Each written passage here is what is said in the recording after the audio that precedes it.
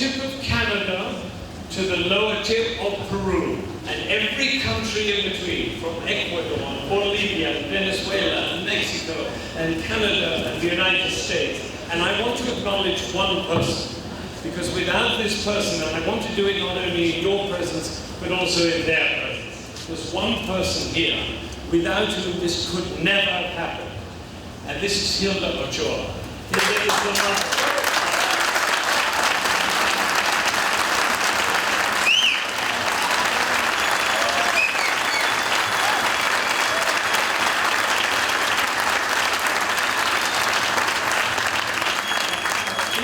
Faith that there could be something that included all of the Americas. You know, there's no other venture in which all the Americas are included together on an equal level. Only this orchestra. And it's a powerful experience that we're having together. We are going to play two movements of the Beethoven Fifth Symphony. Now, when I first approached the Fifth Symphony, I knew the piece well. And assumed that I knew it, ba ba ba ba, you remember that one? Ba ba ba ba ba. But when I opened the score, I was amazed to discover that's not what he wrote at all. He wrote those notes, but what he wrote was allegro con brio, which means very fast in Italian, and then he wrote a metronome, which is very fast, 108 beats per minute. So fast that many people say, well, Beethoven, what did he know? The other thing they always say is, because he was deaf, so he couldn't see the metronome. Anything rather than couldn't this mean, maybe he meant this. And I believe he meant it. We are now going to play the first movement at Beethoven's tempo, and there are still several members of the orchestra who are in shock. If you know the piece well, you will be surprised. If you don't, it will sound completely normal.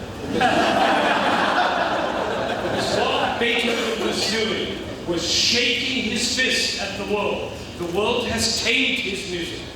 So if you're driving down the highway in your fast car, you don't drive off the road if Beethoven is playing on the CD player. I try to get people at my record company to write on the CD which I put out, please do not use while driving. This is dangerous music. Beethoven is shaking his fist at the world. And the world has tamed his music, but we are going to restore the passion, the energy, the fear, the terror, and the excitement of this music, which burst on the earth 200 years ago, and is still as fresh and as exciting and as thrilling and as challenging as it was the very first time it appeared.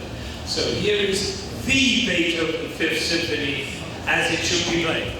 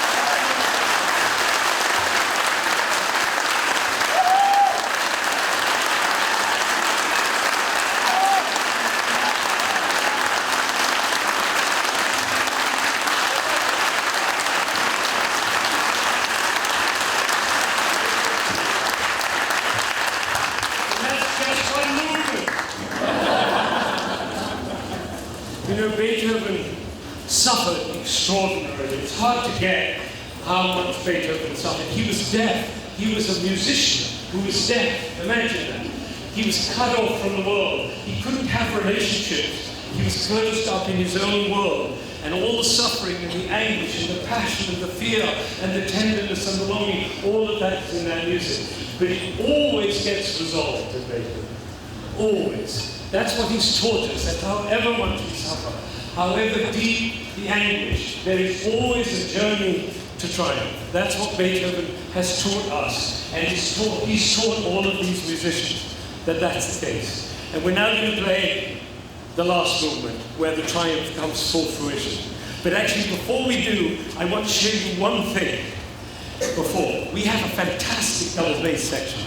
And there's one passage in this piece which is never played at Beethoven's tempo. It's always played too slow, because they couldn't play it. But in Beethoven's bass section, there was the greatest bass player of the day. He was called Dragonetti. And Beethoven knew that, and so he wrote this passage for the double basses, and we're going to show you how they play just a little bit, just a overview.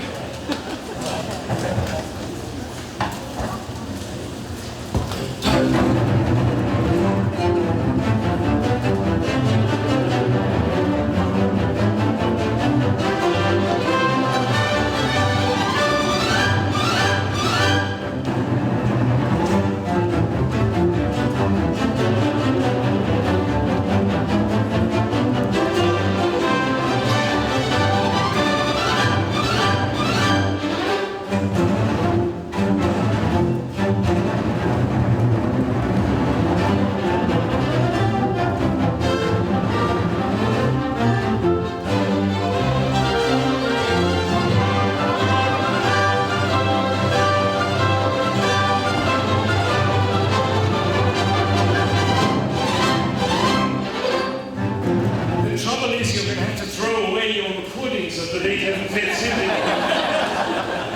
I want to do one tiny thing, one more tiny thing before we play the last movement, which is a kind of a miracle. Because there's one passage in the Beethoven slow movement where there are actually 7 voices simultaneously. 7 voices. And I want you to be able to hear all those 7 voices. So we're going to play them one at a time and add them and you're going to see. So cellos, play the first voice.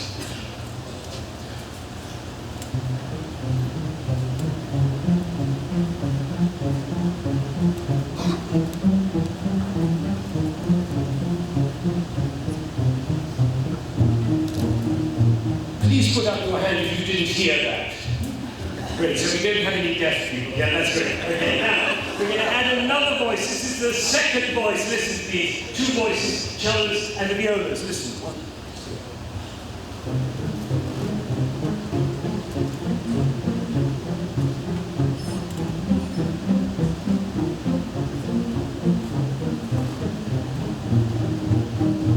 Put up your hand if you heard both those voices, please. Thank you. Third voice, there's a beautiful thing going on in the bassoon and the clarinet. That's 2 extra voices. Here we go again.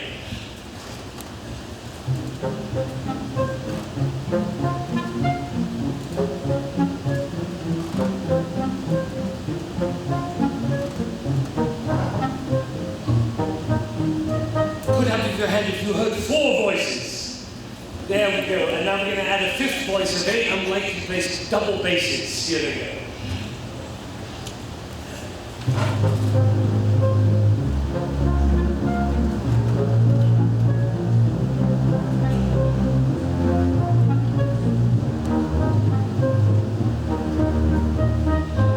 Put up your hand if you heard 5 voices. Wow, this is exciting. Now we're going to add a 6th voice. Here's the second violinist who's going to play the 6th voice.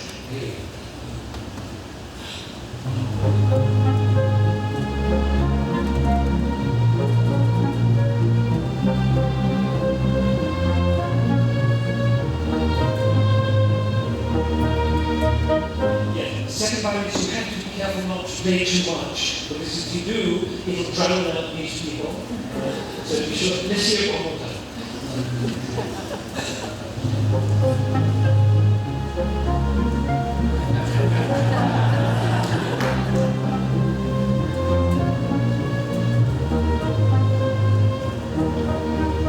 Now, how many people heard 6 voices? You put out your hand. We're doing pretty well there. Now, 1 more voice in the first violinist. The first violinist always play too loud.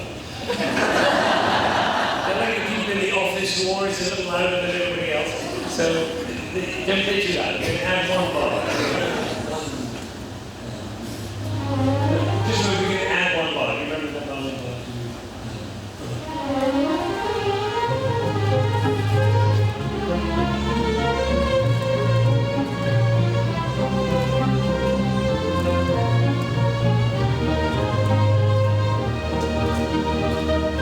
I did this in a school once in England. It was a school which was designated as a failing school. Not very good for the students who go there.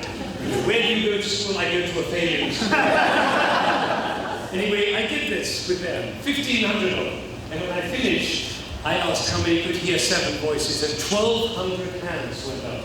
The next week, I met the Prime Minister, because he introduced me at a talk I was giving, and I said, Mr. Blair, you should not refer to a failing school, a school that has 1,200 people who can hear 7 voices. And he said, that's right, we shouldn't call them failing schools, and so they stopped calling them failing schools.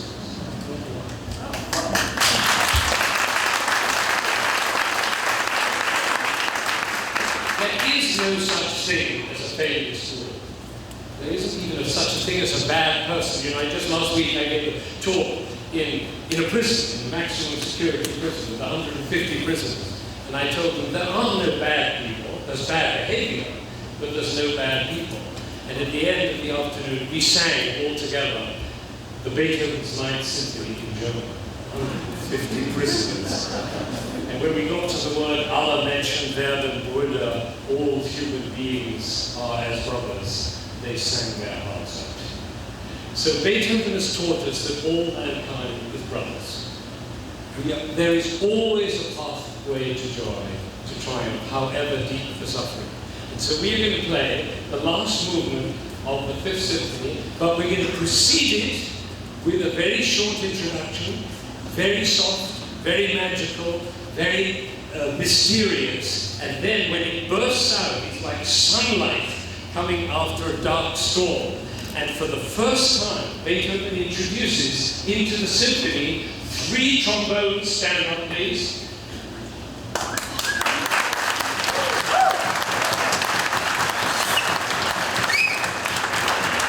This is a very big moment because they've been waiting for 150 years. Since 1808, for the first time they were introduced. Also, I might say, the piccolo, please stand.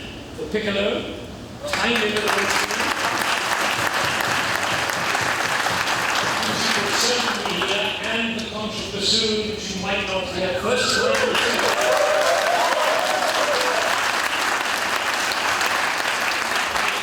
What you will hear when the music begins is this figure, pa pa pa pa, pa pa pa pa, pa pa pa pa, which of course you know from pa pa pa pa, pa pa pa pa, because you knew that, right? So, and then sunlight will come out, and you will hear the sound of the trombones and the full orchestra expressing, as only music can, the joy of being human.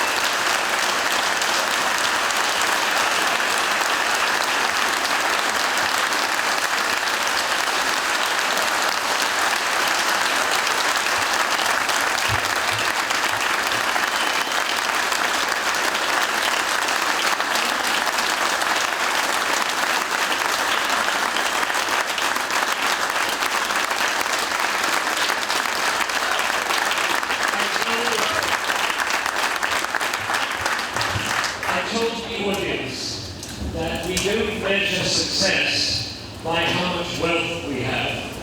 We don't measure success by how much fame we have. We don't measure success by how much influence we have. We measure success by how many shining eyes we have around us. As I look around, I see nothing but shining eyes. And I tell my friends here, if the eyes are not shining, we get to ask the question, who are we being that the eyes are not shining? And we can do that with our children too. Who are we being? And I say to you, these people are being the possibility and the power of music. We have one last little thing we want to share with you. There's a little piece that we play on our tour. Tomorrow night we're going to be in the Hat Shell. And if you know anybody who you think whose life could be changed by hearing this orchestra play, bring them to the Hat Shell at 7 o'clock. We're playing the Rachmaninoff Second Piano Concerto with Gabriela Montero. And if you look at their faces, you can tell what a sensation that is. And then we're playing Dvorak's New World Symphony. And we will also play this piece, which is the Nimrod variation from Elgar's Enigma Variations, because in a mysterious way, as only music can do, it speaks both of love and sadness, of friendship and of loss, of hope and of despair, all in one piece. And it speaks for all of humanity, because though we suffer, though we fear, though we have loss in our life, what is eternal is love. And love, music speaks better about love than anything else. So Nimrod variation of Elgar's Enigma.